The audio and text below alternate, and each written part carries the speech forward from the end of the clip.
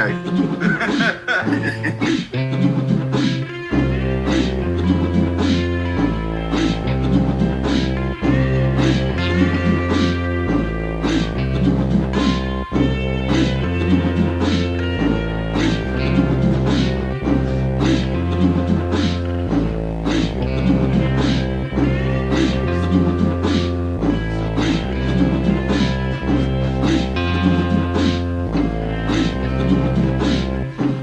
Charming noise. Good evening, ladies and gentlemen, and every other thing that may be out there listening to us. We are the Turkish Diplomats, your host, Calvin Roach, Hello. Paul Hogue, Funky cold vagina. and myself, Thomas Crofel. Tonight we are doing a legend in the world of drive-in movies. And for the life of me, I can't figure out why, but it's called Macon County Line. As in MACON, not like they're making a county line. Yeah. Yeah, this, I guess it takes place in Georgia. It is one of those coming of age, My Cousin Vinny kind of movies before My Cousin Vinny, many years. It stars, amongst other people, Max Baer, known as Jethro to the majority of the world, who this was his second movie to produce. Oh, was it really? And Yeah, he wrote the movie also, apparently. he did write the movie and he also appears in it Mm-hmm. as The dashing mustache. yeah, and he's got a racist streak. Can't avoid that in 1970. Well, it was set in what? I think they set it in 1954. Yeah, 1954 was when it was set, and it was done in 71, 72. 70, yeah, it was released in 74. And Okay. oddly enough, his racism, when when you find out about it, which, he's a guy, I mean, he's already wearing a Confederate flag on his sleeve, so that's a pretty good sign. Yeah. But when he actually, it's almost like a defense of it. Like he's not the bad guy. Yeah. Right. And which was Well, a little I got some things to say about the scene right before that. Okay. So here's the premise of the story, since I was the one that picked this masterpiece.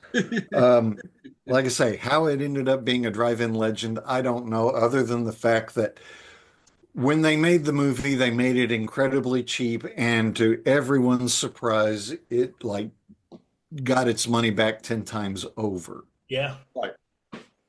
But it's a couple of guys who, for some reason or other, volunteered to go to war. So they were spending their last days traveling the countryside in the South. They had just left New Orleans, and they're seeing the world before they go report to the recruiter station. And in the process, a crime is committed, and they are mistaken for the criminals. Same plot line as My Cousin Vinny, but not done nearly as well. Which I've never seen, by the way. Huh? I've never seen My Cousin Biddy. Oh, you're missing a wonderful Yeah, film. that's a far better movie than this one. Oh, I'm sure. It's like My Cousin Vinny, except Vinny gets shot. And My Cousin Vinny has Marissa Tomei, who That I did know. Yeah. she's incredible. She's the best part of the film. Now, one of these days, I'm going to turn up the volume when I'm watching that movie. And try not to eat Cheetos. What? You know the old joke, doctor, I don't know why, but my dick is orange. Doctor says, well, what do you do? He goes, I go to work and I come home and I watch TV. Well, what do you do when you watch TV? He said, I watch porn and I masturbate. That's going to sneak up on y'all. Yeah. Yeah, you got me. Yeah, I figured it out pretty quick. But I used the flaming hot Cheetos. Woohoo! When I was watching this Great movie, lubricant, honestly. as Those Andy Cat fries. Oh man. I was watching this movie, I noticed that it seemed like there were 2.5, maybe 3 storylines they were trying to weave together, and it wasn't really going to work out because you had the Dixon brothers, played by brothers, as Tom pointed out, and I was wrong about. So thank you for that, Tom. Any chance to make you feel small and stupid, I'm there for you. No. I've always felt that. Thank you so much. He is good at that, honestly. Don't open any packages. But I mean, I guess I had a memory of this movie being better than it was, because I was pretty hyped about watching it, and I was really let down by this whole thing. I was too, really. Yeah. It's the thing is, it had some of the elements of a good movie. I mean, it had some great actors in it. Max Baer, the two brothers that played the two brothers were fantastic. They were good. Leif Garrett, I guess, pulled off, being a kid. Being a 10-year-old boy, yeah. That was so weird. I didn't realize he had done child acting like that. And it's got Geoffrey Lewis, who's one of my favorite actors of all time. Juliette Lewis's dad, and a brilliant musician and everything.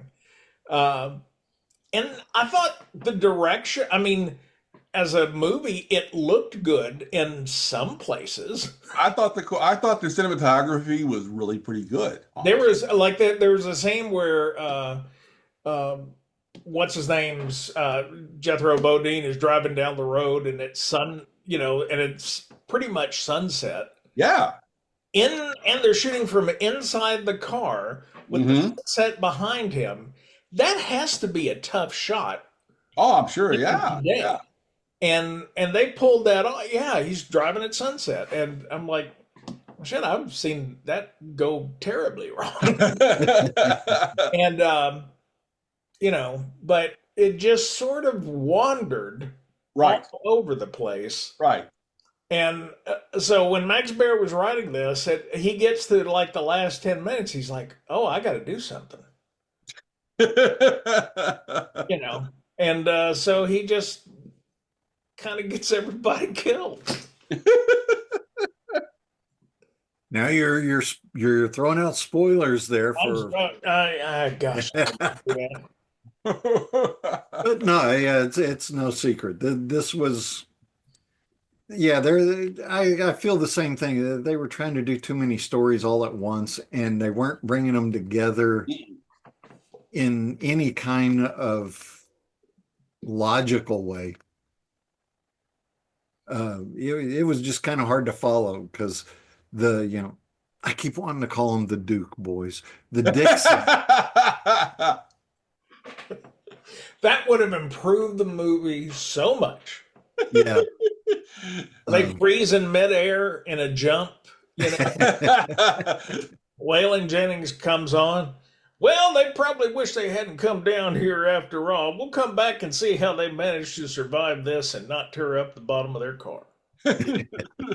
Well, I mean, they touched on some things that were 1950s Southern America. There was still tension between the North and the South and the rural South.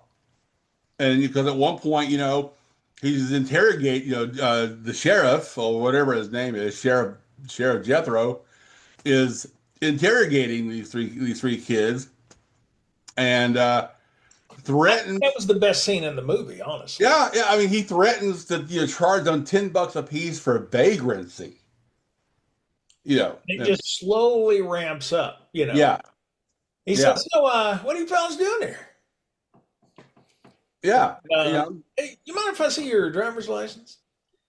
Okay, so what's somebody from? Why are you going to New Orleans? What are you doing there? Yeah.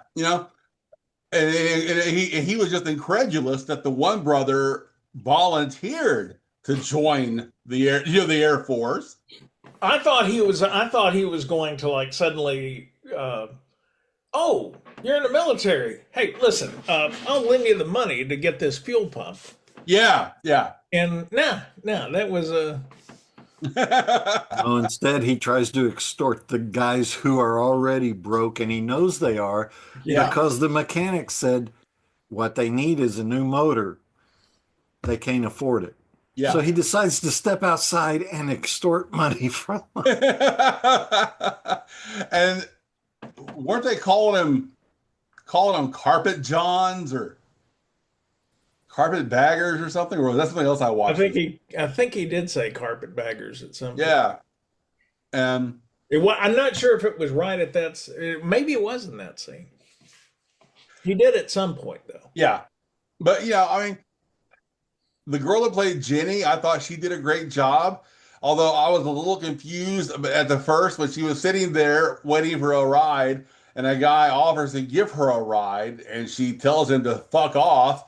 And then these two yahoos pull up, and she just gets in the car without hesitation. And yeah, that was a little bit confusing because she never gave any reason why she turned down the one guy and chose those two. yeah.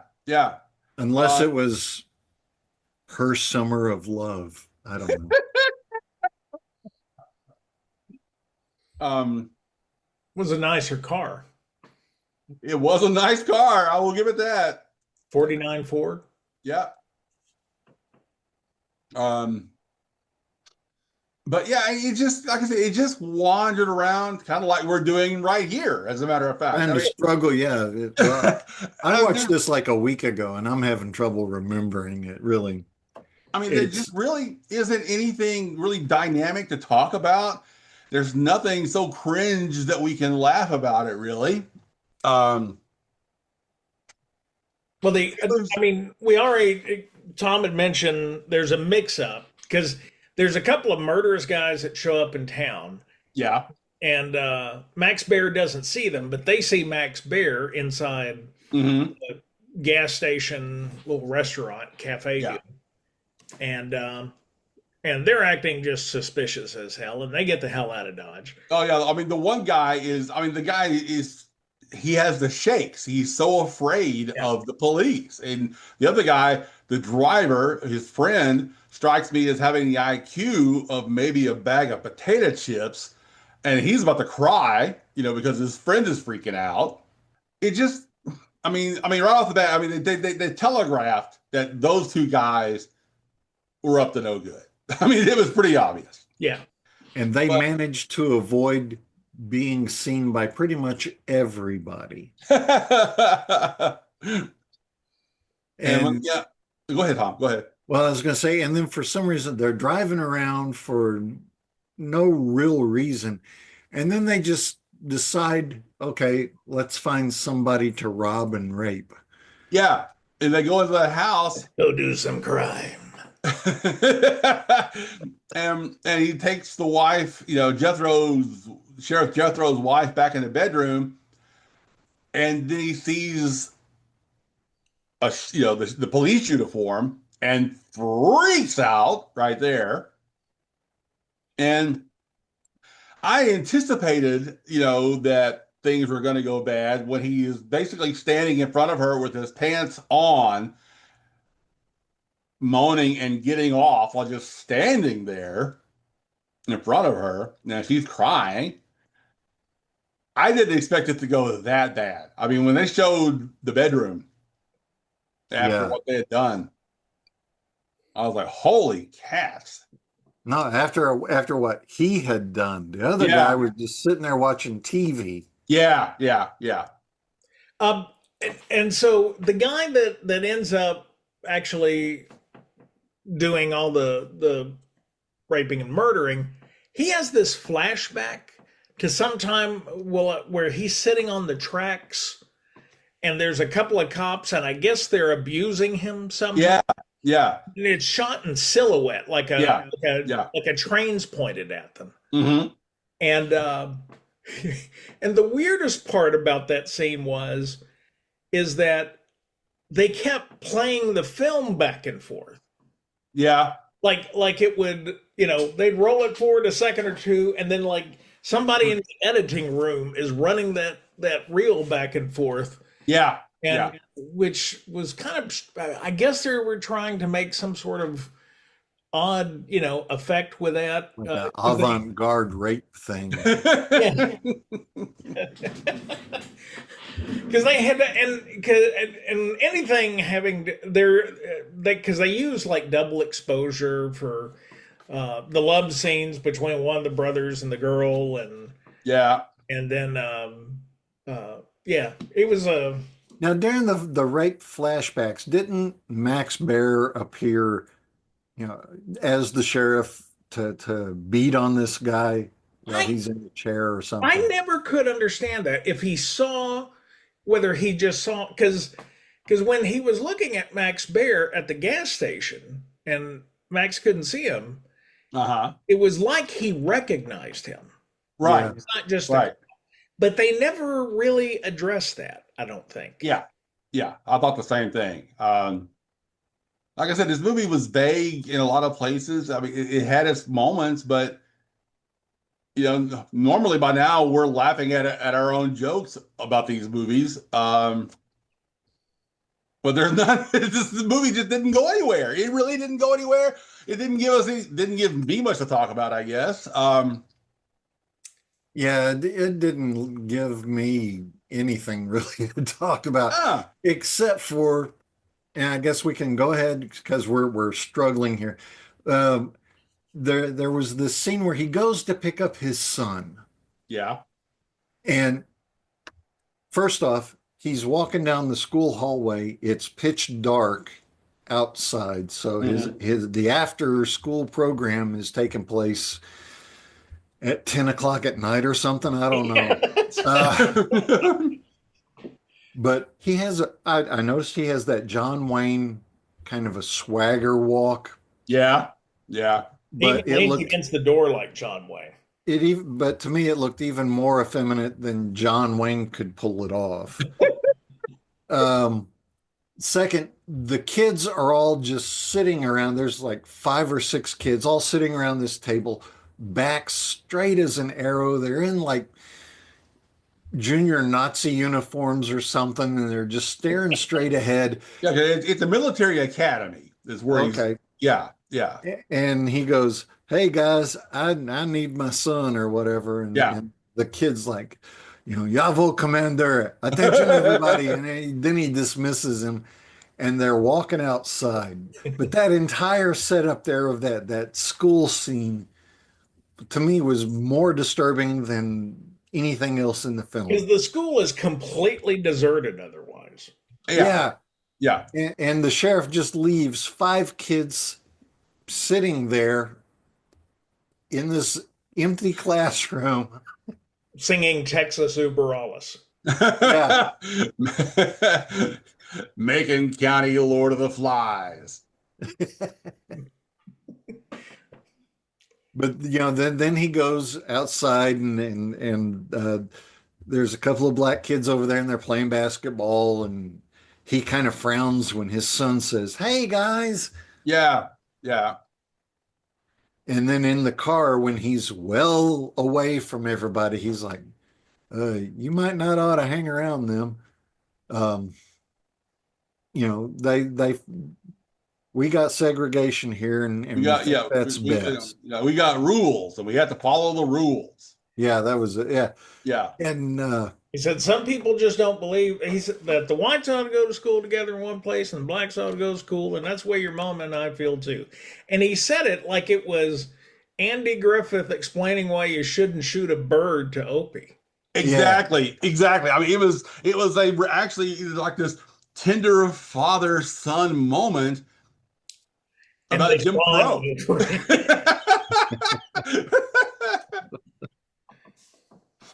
And so yeah, I mean, and I mean, I don't know if he was trying to make some sort of statement there about how his son is going to be entering a world where them colored people can hang around with with everybody else, or I don't know. Um, but let's just jump ahead to the end when Sure. the only action in the whole damn movie takes place. Well, except for at the very first when they rob the hooker. Yeah. That was that was like making her bark like a dog, and then they don't have any money, and They steal her purse, and for some reason or other, the Jehovah Witness are chasing them down the stairs. I thought that was her pimp. Um, I thought it was like the Jehovah Witness or something coming to tell her that she needed to change her ways or something. I don't know. ah, oh, they didn't get onto her. That they chased those two guys out.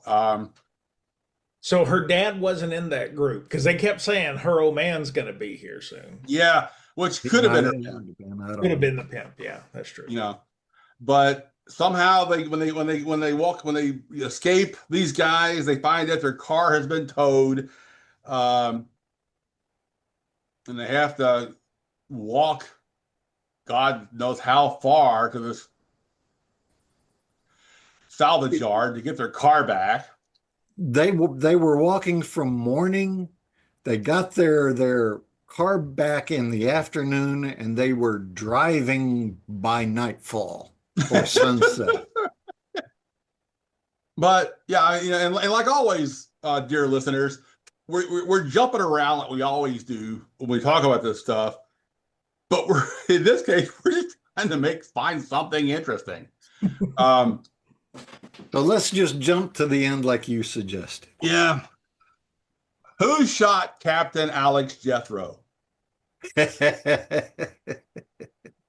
I don't know who shot Jethro. I don't know either. I mean, so his brother and the girl are in the boat, and by the way, she's already when they were getting onto this houseboat, she gets nicked by Jethro Mm-hmm. uh, Mm-hmm. with a shotgun, which I thought he shot her in the leg. Honestly, that's what it looked like in the movie. Yeah. And then when she's on, like part of her ear is basically torn up. Well, let's back up just a little bit Okay. and explain how we got to this point. I guess that would help. Because they have been walking and driving and trying to get out of Macon County for who knows how long, having little success after the sheriff tried to extort them. And of all the places, they're driving along and they see a barn and they go, let's spend the night in the barn. Well, They'll their car never was breaking know. down. Remember, the car broke down again. Yeah, the car broke down. And where did it break down at? Just by chance, right in front of the sheriff's farm. It literally see their car like 50 feet from the door, practically. Yeah. Well, he drives past it on his way home with the kid because apparently he has to drive quite a distance to the military academy, which only has 5 kids enrolled. A night school military academy. For 10-year-olds. Yeah, but he has his radio turned off, and when they can't reach him because they're saying there's been His wife, there's been an accident with his wife and he needs yeah, to get home. and one of his buddy cops goes out and finds her. And so he decides for whatever reason he's going to go buy the house. And just as he pulls in, the 2 criminals who killed his wife drive off. One of the Dixon brothers is sleeping in the car while the girl and the other one are in the barn. And when Max comes back, he's like, starts moving towards the house. He hears his son scream because his son found mom. he runs outside immediately, grabs the rifle, and he just starts shooting the car that's parked in front of his barn. Well, because one of the brothers, he hears the scream. He sees that it's the cop, and he breaks and runs across the road into the woods. And then the brother and Jenny, the girl, who's the only character whose name I remember is Jenny. Um, they No, I'll take it back. He runs to the barn. He tells them the sheriff's back. We got to get the fuck out of here. So they get dressed real quick after having sex at a horse trough. Thank you. I'm just gonna leave that one hanging there like that. Keep going. Well, they were having sex in a trough of water, which livestock had been drinking from. Yeah, somebody's gonna be going to the clinic in the morning, but and so they take off running into the woods. Jethro's running after them, shooting at them. There's a river. There's a houseboat. they get on the houseboat to hide from the sheriff, and it's probably the sheriff's houseboat. Probably, but they can't hotwire it because there's some kind of steel plate guarding the wire or hiding the wires. But there's an outboard motor some 50 yards downstream. So that's when Dixon brother number one goes down there to try to start the boat. And by the way, I should point something out here. thank you. From the time Max Baer is going into the woods after them, as they're headed down, you do see him like take a shot at the girl. And then we don't see him for the rest of the movie. Right.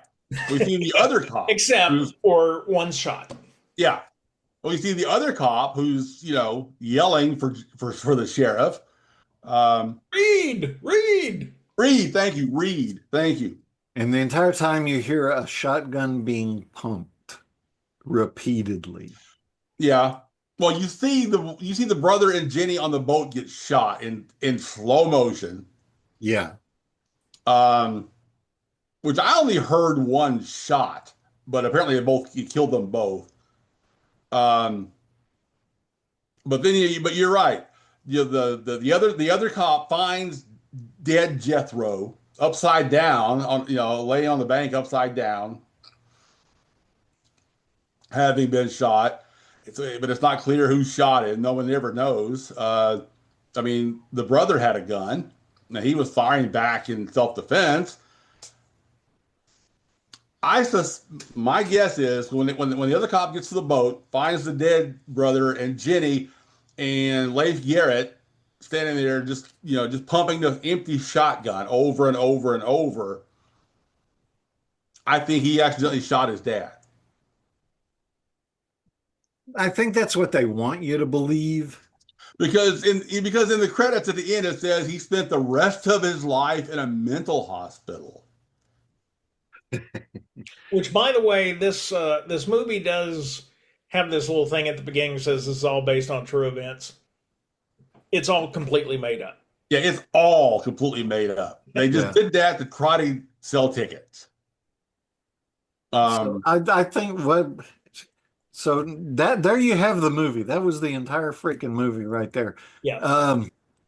I think that this is one of those movies that has a mythology around it because nobody really knew what the hell was going on in this film. So you went to the film at the drive-in just to make out. That's really it. You're right. I mean, you hit it right there with the mythology around this movie, because, like I said, I expected more, and I had in my head that it was going to be more, because I vaguely remember seeing it like on an ABC movie of the week or something as a kid. Dialing for dollars. Dialing for dollars. I'd never seen it at the drive-in at all. Had never really seen it before today. Yeah. So I was not disappointed with what I saw like you guys were. But I was disappointed because it was so I had to try twice to finish this movie. I got like 2/3 of the way through it and had to stop and then go back to it. It's, I mean, it's a bad movie with, like, if somebody took parts of a good movie, Uh-huh. and they stuck in this crazy storyline at the end. I mean, it was one of those things that if they had brought in a better writer to like clean Yeah. up the script and like, well, all this shit at the end makes no sense. And, actually, neither does a whole lot of the middle and the beginning. Yeah, yeah. But they had characters you liked. Yeah. Yeah. I liked the brothers. I liked the girl. Yeah. I guess they were trying to show, it really sucks in the South, They didn't make that strong enough, Oh, by the way, the main sheriff in the town ends up torturing the actual murderers. Apparently shoots a guy in the hand in the station. Yeah, he forces him to sign a confession. Yeah. There's no discussion. They just like, hey, there was a gunshot, and that's all they get out of that. Yeah, I mean, the sheriff won't, or the deputy won't let the guy talk to the public defender. Right. And the guy's like, I'm not signing any confession. So he goes, which hand do you write with? He goes, my right one. And he shoots his hand, makes him sign a confession. Yeah, off screen. You don't see it. Off screen. And it just, I don't know. It was one of those movies I think, like, if they had gone, look, before we shoot this thing, we need to bring in a professional writer to clean this shit up. They ended up with something akin to a good movie. Yeah, it's good movie adjacent.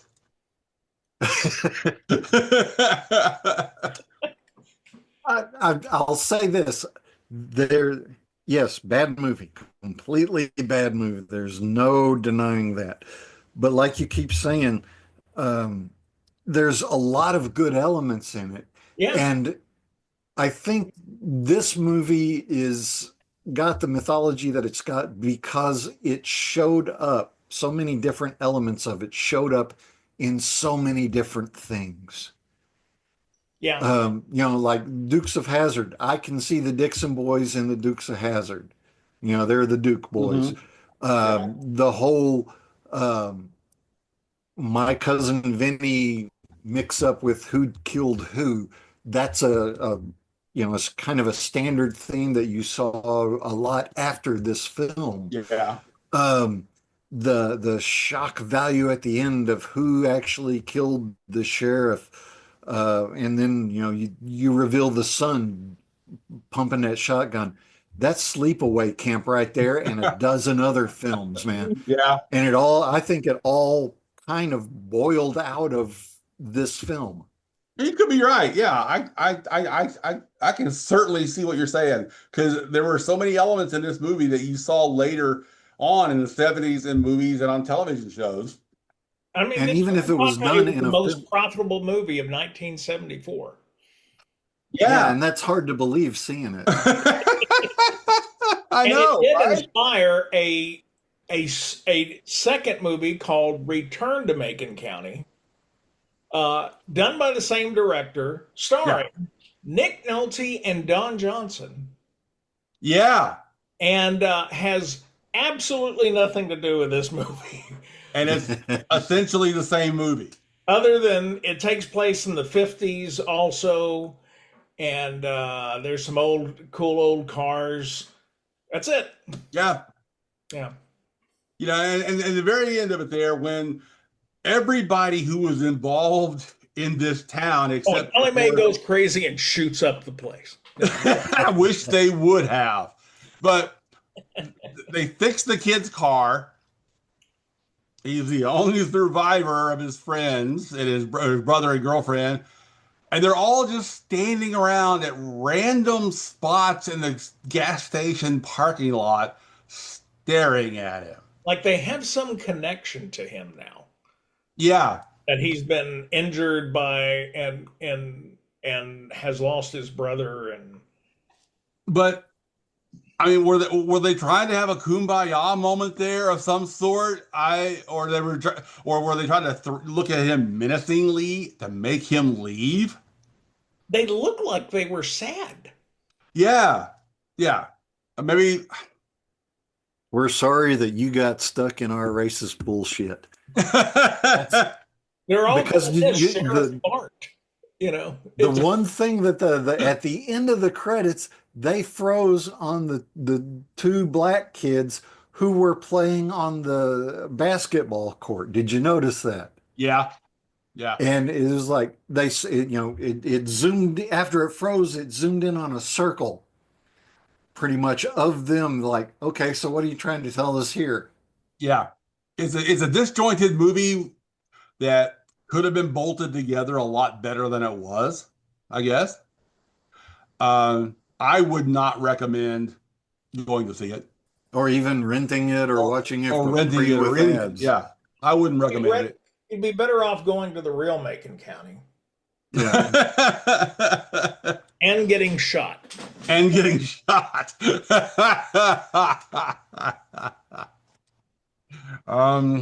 So yeah. we've pretty much run out of things to say about this film. Well, the boys didn't even get to say goodbye this time. That's the way it goes. Join us for the next episode of The Turkish Diplomats Present Charming Noise.